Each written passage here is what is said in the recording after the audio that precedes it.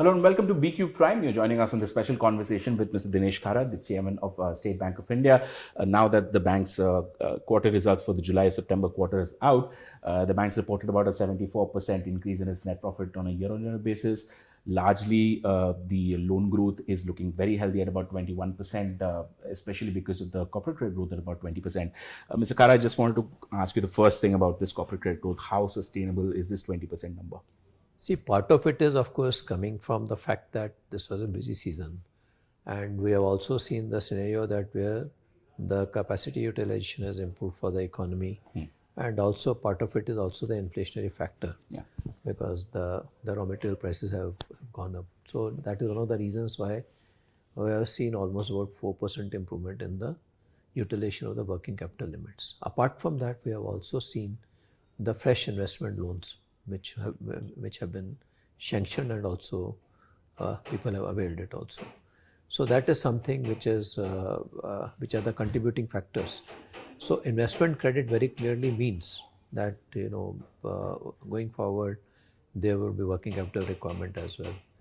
So I think if the economy continues to be the way it has performed till now, perhaps it is sustainable, though may not be at this level, but little tapering down perhaps is possible. But I expect that maybe 14 to 16% kind of a growth should be possible.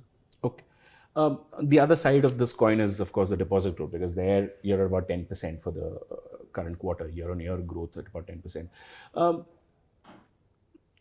Part of the reason is lack of transmission amongst banks. Various factors may be dictating that. But how soon do you think that will happen, and how necessary is it? See, when it comes to deposit growth, it is not merely the function of the interest rate. It is also the function of the liquidity in the system. So I think when we look at the various sources of liquidity, government happens to be one of the major contributor of providing liquidity. So I expect that maybe around December, January, there would be some better traction in terms of that kind of money coming into the system, which will be available for mobilization via the banking system for deposits. Okay. The other question I also had was related to this. Overall in the system, we are seeing this 18%, 19% credit growth number for the banking system. Deposit growths lagging much far behind. Do you think that this was a sudden move? Because for most people expected that sometime this liquidity cycle will turn, this era of free liquidity will end. So why aren't banks better prepared on that front? No, actually, I think banks like us who perceived deposit as a franchise, even when not enough lending opportunities were available, we continued to garner deposit. And that deposit we had invested into various investment instruments. Right. And today when our credit growth is increasing, and we can always fall back on those investments, and we have a decent number, which is almost about 3.5 trillion worth of investments, which we can unlock and can support the loan growth too. Okay. Coming to the asset quality front, now you're at significantly better asset quality in multiple years. This gross NPA at about 3.5 and your net NPA under 1%. Usually in the upcycle is where most of the mistakes are made. That shows up about a couple of years later. Do you think that this time it's going to be different? No, we have internalized whatever mistakes were committed in the past as far as our underwriting processes are concerned. And we have significantly strengthened our risk practices. So that helps us in sort of visualizing the scenario. And hopefully we should be much better prepared as compared to what we had experienced in the past. Okay. Earlier when you were talking to reporters, you made a point about transmission of deposit rates has to be sort of a careful, calibrated decision, because otherwise you'll end up increasing lending rates and then that becomes unsustainable. How far are we from that unsustainability point? No, I think as far as the current transmission which is being attempted, it will certainly not lead to a situation where the interest rates for the borrowings will become unsustainable. Um, I think much of it will depend, it will actually differ from industry to industry, and it will be a function of the margins which those industries have. So in general, I would say that interest rate as a cost, if we add up, when we look at the cost stack of various corporates, is on an average about 10%. Okay.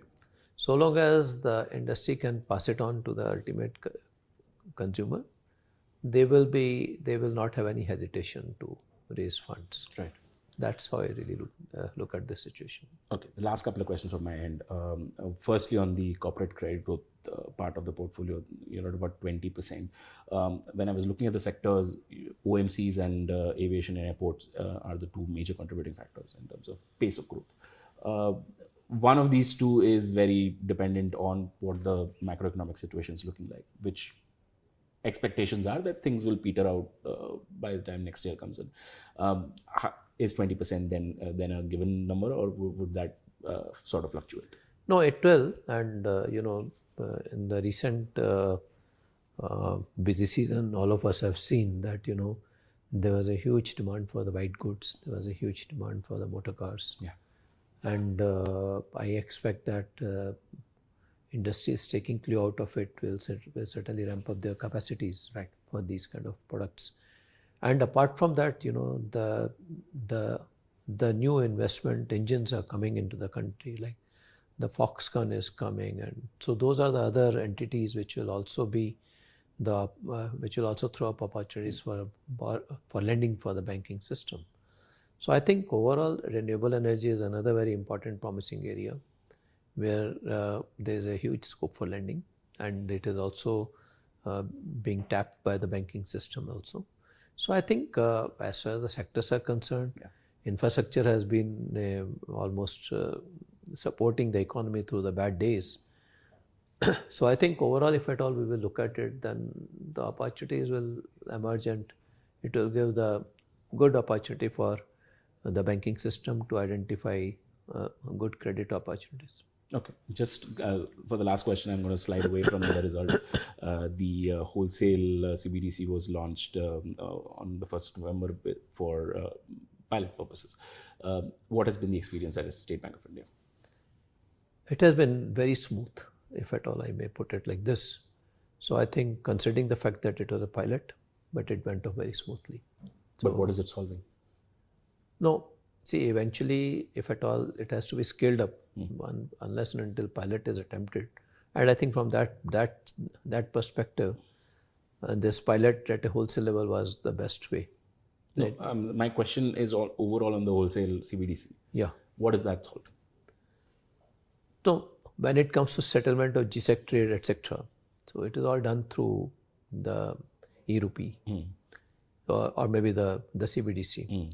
So I think going forward, there will be many more use cases which can be thought of, and which will ensure that the balances, the rupee balances, are not put to use. Rather, this money is put to use.